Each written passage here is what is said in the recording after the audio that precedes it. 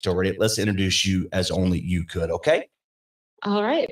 Trey, thank you for having me back again. So I am Julie Cruz John. I suppose I'm co-owner with my husband of the Wake Forest Fungo, and I'm the director of operations. So I work on pretty much every day, keeping all things outside of the fence moving. So our head coach and general manager can handle everything inside the fence. As Julie Cruz John joins us here by way of our phone line. Get it brought to you by Little Caesars, home of the hot and ready pizza. And this is Fungo Friday. So you guys put a great article after the commissioners voted unanimously to have Wake Forest Fungo as the official Wake Forest baseball program. You put the Wake Weekly segment. And one of the topics was about the history of Wake Forest baseball. But not a lot of people were aware that this has been going back all the way back to 1891. Is that correct? And before that? It's way before that too. And we didn't put the article out. John Trump and Marty Simpkins did an awesome job. They reached out to us, and I know Parks and Recs and even the mayor. And that's probably one of the best articles I've read about Fungo baseball in quite a few years. So very grateful to them. But yeah, we did touch on the history of college baseball in the town. And a lot of folks kind of afterwards reached out saying, oh my goodness, we had no idea. And isn't this the coolest thing? And I wish we would have known sooner. And so we just kind of thought every which way we can, we want to get that history out so people know just how special it is to bring the college team back. But yeah, so the college was founded in, I think, the 1830s. And as far as we can tell, we've seen some archives of folks putting together baseball club teams in like the late 1850s. So they started in the mid 1800s, which is it's quite a step back. But when it comes to the official baseball team, we're probably looking at the early 1880s. There wasn't a whole lot of written documentation of sports then. But shortly afterwards, it comes on pretty strong. And Wake Forest College, right out the gate, had an amazing baseball program and have accomplished just some really special things in the sport.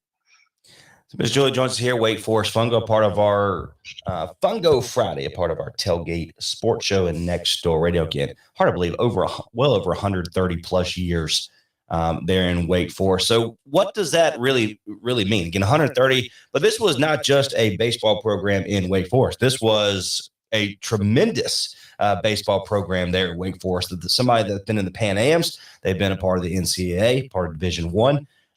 And so what does that all that mean? All those numbers and dates, what does all that mean? It is a lot of numbers and dates.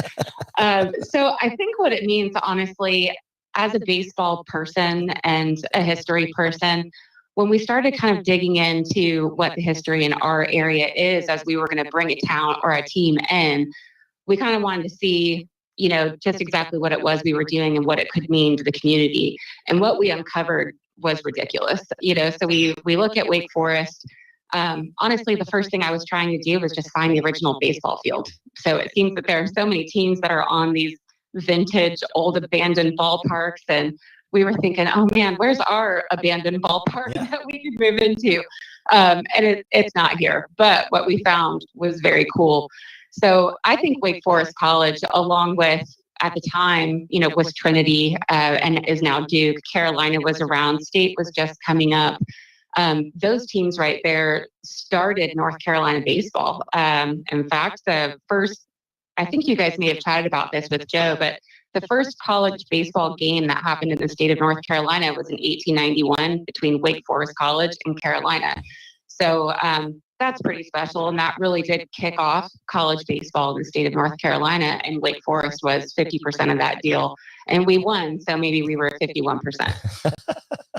Oh, I love it. So, I mean, you look at it, their overall record, of course, Wake Forest, 2,167 wins overall, 28 ties, 1,638 losses, and over 128 years ago, back in 1891. I mean, it's hard to believe. The same coach has been there for going on 13 years now.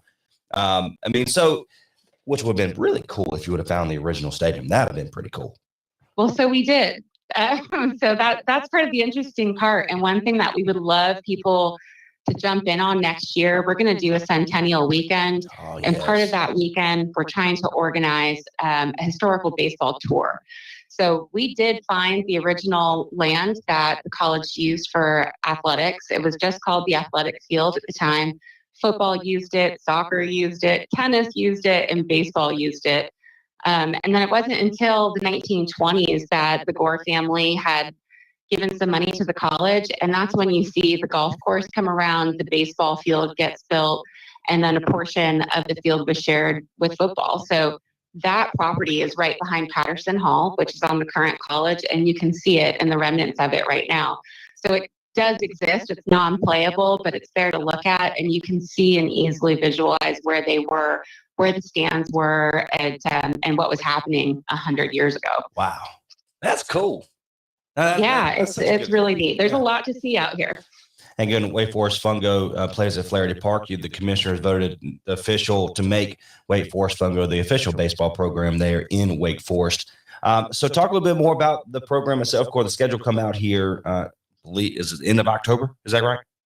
Yeah. So Brad's working really hard, our general manager. He does have the main frame of the schedule out there. So we've got tons of games that are built up. And so now we're going to fill in the gaps with all of our exhibition games and our bigger games with teams like the CPL and some new additions that have come on the western portion of the state. So it's definitely starting to frame itself out. And we're hoping within the next probably 2 weeks to have it hammered out, even with our events tagged alongside it. So folks can see when that Centennial weekend is, when opening day is, and anything really big that you want to make sure you come out and join us in. Well, that's the great thing about what you're giving back to the community of there in Wake Forest at Flaherty Park is when you're not just playing baseball, you're revitalizing the stadium or the field, your dugouts, press box, whatever it is, you're making it better for bigger events long term. Yeah, so it really is an opportunity, I believe, to come full circle. I know we can't say it enough times that we lost the team in 1956. And I know for people like us, that's just a real sad thing. And now to have it come back just feels right, especially in this town. So we do feel like we're bringing things back around, and now being able to do it. Baseball was very much the town sport. There was a time in the early 1900s where the town of Wake Forest had abolished football. So that sport wasn't even allowed to play, and baseball was the thing that everyone in town was watching. And so we get to bring that back and integrate the town again and have it be something that Wake Forest gets to really be part of. And I think a big part of that nowadays, you're just going to have to make things bigger. There's more people here. There's interesting things to see. People want to bring their kids out, and they can come from further away. And hopefully we'll get some concerts in, hopefully some festivals. We'll have space for food trucks. I know the town's working on additional parking as well. Even though we have a great parking lot now, they want it to be even bigger. So we're very excited for where it's going. So it's hard to believe. You mentioned just there about in 1956 they dismantled and moved somewhere else. 1955 they won the World Series. I mean that's hard to believe that, hey, we're going to win and we're going to leave. That's just hard to fathom. Yeah, I think honestly, John Trump said it best in the Wake Weekly article, and he said it was that tobacco money that lured them away. That's sad, but I do think that the college did what was best for the college, not necessarily best for the town.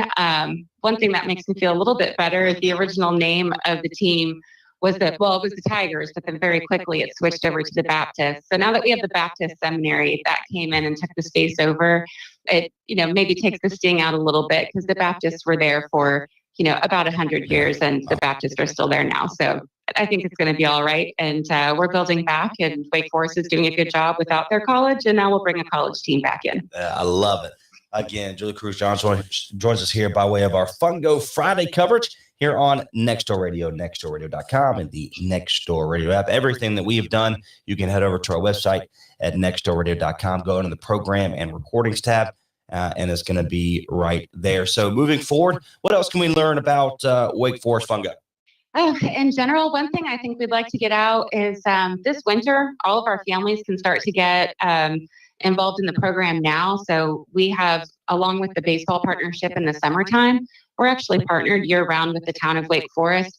So our coaches and our players are coming back for the winter, and they're going to do our off-season programs And those are run through the Town of Wake Forest Recreational Department. So all baseball and softball athletes ages 8 through 15 can register and do a full 8-week training session with our staff and our athletes. So they'll get to meet and hang out with the players during the wintertime, and it's a good time to start to get to know us as a program if you don't know us already. And we would love to start setting those relationships with the kids and the players. So come summertime, they've got their favorite player, and everybody will recognize each other, and hopefully they can get out there and have fun in both winter and summer with us. Ms. Julie, thank you so much. God bless you. Thank you for joining us here about part of our Fun Go Friday on Nextdoor. Have fun. Congratulations once again. If we could do anything for you, please let us know. Okay.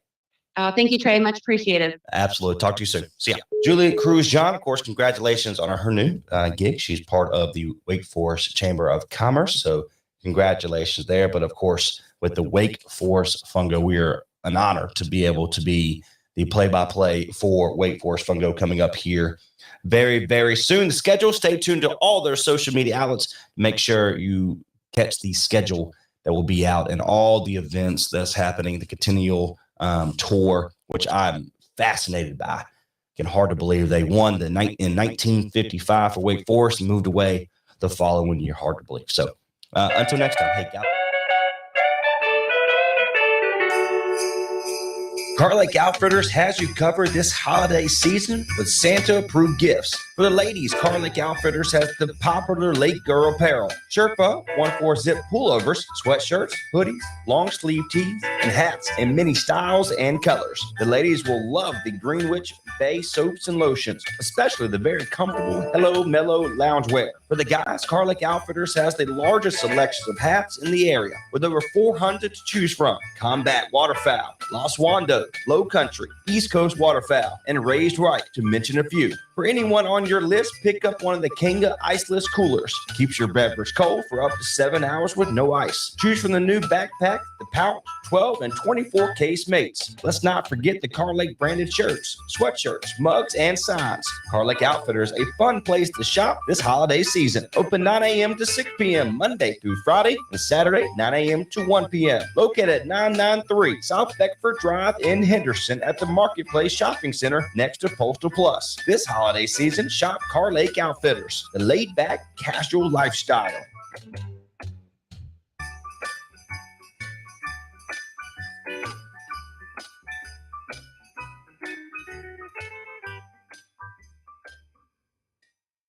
Time for the Tailgate Sports Show.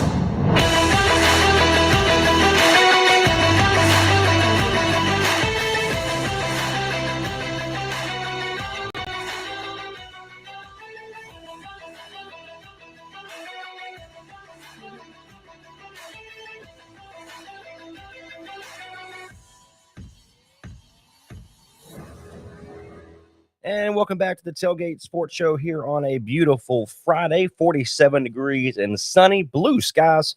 My name is Trace Nod. Our phone number brought to you by Little Caesars, home of the hot and ready pizza here in Oxford, North Carolina, 919-618-9258. We got a good show lined up for you here today. Here's Nick Garner. He is with the First Baptist Church there in Creedmoor, right off of downtown Creedmoor, but he is also with the Upward Sports. My friend, how are you today? I'm doing well. Thanks for having me. Absolutely. I appreciate you for coming all the way to the studio from Creedmoor. It's only about 15 or so minutes, but I appreciate it very much. Before we kind of dive deep into what really Upward Sports is all about, what you guys do, let's introduce you as only you could, okay? Yeah. As you said, my name is Nick Garner, and I am what we call the next generation pastor at First Baptist Creedmoor, which is just a fancy way of saying the youth and children's pastor. So I work with children all the way from birth to college and their families, teaching them about Jesus and ultimately helping lead them and to follow him and know more about God. And one of the ways we do that is through Upward Sports, and where we strive to use sports to teach people about Jesus. And that's what we strive to do with Upward. Absolutely love it. Again, and Garner joins us here by way of our in studio here today live, part of our Tailgate Sports Show. So let's kind of dive deep into what Upward Sports is all about. Holidays are here. Things are really starting to ramp up. I know everything that you guys have going on with the church and the youth programs, but with Upward Sports, tell us a little bit more about that. Is it more of a we talked a little bit about off air. It's not really a rec league in general, but you guys like to dive deep into really the basics and teaching them the correct way. Is that correct? Yeah, absolutely. Ultimately, our goal is twofold. We want to use sports to teach people about Jesus, and we want to teach the kids the sports, giving them the opportunity to develop the skills necessary to succeed in the game of basketball or through cheerleading. And we strive to give a competitive environment, but an environment where they are free to learn and grow and build their skills, where they can succeed and feel like they have the opportunity to step out of their comfort zone without the competitive nature of trying to win every game they Mhm. play. So talk a little bit more about it. What sports and things like do you offer with Upward Sports there in Creedmoor? Yeah, so in Creedmoor specifically, we offer basketball and cheerleading. We have looked at expanding out, but just trying to find different Mhm. locations to do different sports. But for now, we do basketball and cheerleading, and we have all the way from 4-year-olds up to high school for both of those sports. And again, just giving the opportunity for kids to play the games they love and grow in their skills as they do so. So when does the season for you guys actually start? Yeah, so our practices start in December and games start in January and run through the beginning of March. And Okay. we have practices during the weeknights with games taking place on Saturdays. And Nick Garner joins us here, Upward Sports, of course, with First Baptist Church there in Creedmoor. My name is Trey Schneid. This is the Tailgate Sports Show, where we're bringing local back into the sports commentary. So, talk a little bit more about it. What is you mentioned age 4 and up? How competitive is it especially for those that you think the parents, right? We want to be all up in it. Talk a little bit more about that. Yeah, absolutely. Well, I would argue that our parents are obviously the most competitive, Yeah. as you see with any kind of Yeah. sports program. It's always the sidelines that you hear the most. But our children have the opportunity to play and be as competitive as they want to be. And you'll see several kids in several age groups that really do get competitive and will have nail biter games. Last season, we had several games that ended in a 1 point difference at the Oh, game. awesome. They were competitive with each other, but we strive to teach sportsmanship and Christ-likeness as they play. And so our goal is to help them be as competitive as they want to be, but also to maintain a good attitude Mhm. and be respectful to each other, to the referees, to the parents, to the coaches, to everyone as they play the game. And that's kind of our desire, is to help them to enjoy the game, to try to win the game, but most importantly, to be respectful as they do so. Again, if you want more information about Upward Sports, you can go to the website, fbccreedmoor.org/upward sports. Again, fbccreedmoor.org/upward sports. So you can register your child here today. And I'm seeing here the cost per child is right at $85 for the season. That's correct. Perfect. Again, Upward Sports. Nick Garner joins us here by way of in the studio here today, a part of our Tailgate Sports Show. So tell me some of the conversation, if you can, with the smaller age group, because I have a 5-year-old. So let's go there. A lot of my shows, I tell people I'm really kind of talking about myself here. But my 5-year-old, talk a little bit. What kind of conversations are we having with them to be able to do this sportsmanship? Not necessarily not the cry aspect of it, but the sportsmanship aspect of it, where hey, you need to kind of do this, this, this, and this. Of course, they're not listening to their parents or trying to listen to the coaches. Tell me a little bit more Sure. about that. Yeah, so our younger age group, which is pre-K and kindergarten, is probably my favorite group to watch. They have a passion for the game like nobody Mm. else, and they're just so overwhelmed with joy when they make it. They're devastated when something happens, like they lose the ball or it gets stolen from them. And it's a great opportunity to just teach them the fundamentals of the game. But the way Upward works is we actually have a reward system in place, more of an encouragement system Okay.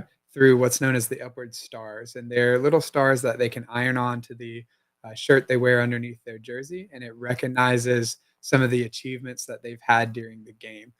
There's stars, the red star is for defense, which recognizes somebody that played really good defense. The gray star is offense, for someone who played great offense. The blue star is effort, for someone who gave everything they Mhm. had on the court. And then the other 2 stars is a white star for Christ-likeness, showing Christ or maybe helping in the devotion or Bible study time. And then the gold star is the sportsmanship star. And so when they did something like shake somebody's hand at the end of the game, or they helped somebody up that fell on the ground, or the ref made a call that they didn't agree with, but they still went with it because that's what you're supposed to do in the game, are all opportunities where we can sit down with the child and say, hey, I want to recognize something you did on the court. You were very respectful to the referee, even though you didn't agree with the call, or you helped your friend up, or when you fouled somebody, you didn't get in their face and be like, yeah, take that. You said, hey, my bad. And that was all a way to recognize sportsmanship on the court. And those are the opportunities we look for to teach that, especially in those younger age. And that's a great thing to kind of witness, because again, we're very competitive. I've been competitive my entire life, cross country, baseball, football, whatever it is. So it's awesome to hear that especially a local organization is really highlighting that aspect of it more than, of course, we want to play, we want to be competitive, we want to win, but it's great to hear that you're really highlighting what's really more important than actually just the winning of the game. Absolutely. I That's our love goal. Yeah, I love that. Again, Nick Garner joins us here by way of Upward Sports. He's with the First Baptist Church there in Creedmoor. For more information about Upward Sports, fbccreedmoor.org/Upward Sports. You can register there. You can sign up. You have all the coaches, assistants, referees, everything lined up already? We have most of our coaches. We're still in need of a few more in the older age groups. And of course, we will never turn down more referees if people are interested. Absolutely love it. All right, one more time. Where can our listeners find some more information about you, about the church, about Upward Sports? Yeah, the easiest way is to head to fbccreedmoor.org, where you can find all of our events, activities, worship services, and different ministries we have going on. Or if you're in the Creedmoor area, anytime Monday through Friday, the office is open anywhere from 8 to 6 at the night, and you can stop in, and we'd love to see you. Fantastic. Well, thank you so much for being a part of our Tailgate Sports Show here this afternoon. If you're listening back to our podcast 124 here by way of our website at nextdoorradio.com, and of course the Nextdoor Radio app, you've tuned in by way of our social media and the video. We appreciate that very much.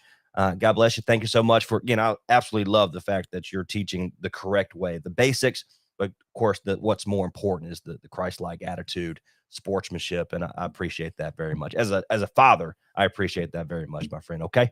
Absolutely. Thank you for having me. Absolutely. Again, Nick Garner, First Baptist Church there in Creedmoor, North Carolina. He's with Upward Sports. More information once more, fbccreedmoor.org/Upward Sports. Until next time, my name is Trice Knight. This is the Tailgate Sports Show. We'll see you later.